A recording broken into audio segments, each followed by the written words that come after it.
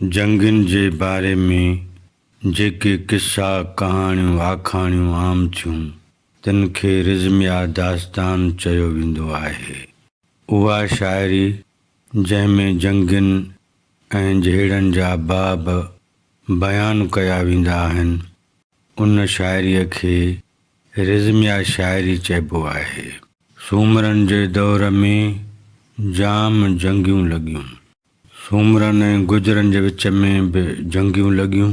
हिननि जंगनि में दोदे जी भेण बाग़ीअ जे संग ॾियण जे शर्त ते ठाह जहिड़ी ठापर थी।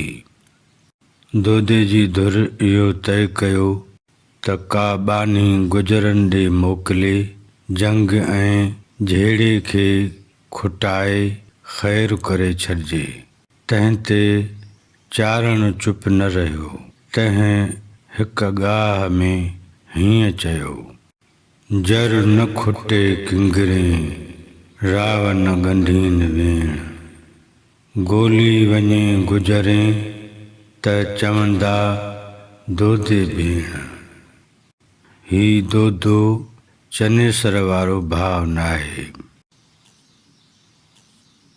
सूमरनि जे दौर में दोदे ऐं चनेसर जे विच में पीउ जे फौत थी वञण खां पोइ पग ते तनाज़ो थियो।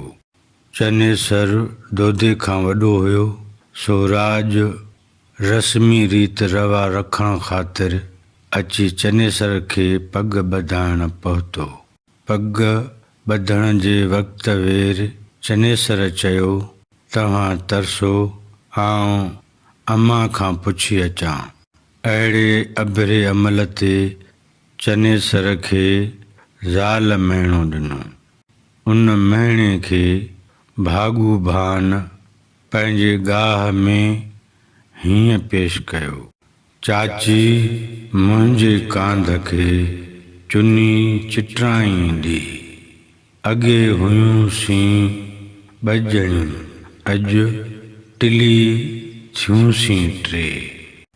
इन गाह जूं ॿियूं बि पढ़णियूं आहिनि, पर के आलिम इन पढ़णीअ ते मुतफ़िक़ आहिनि। कूड़ा कूड़े ॾेह जा तो कूड़ा कौल कया।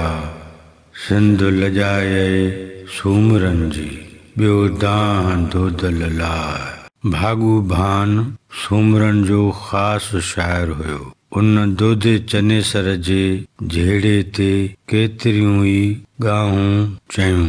सिंधी अदब ऐं ज़बान जी तारीख़।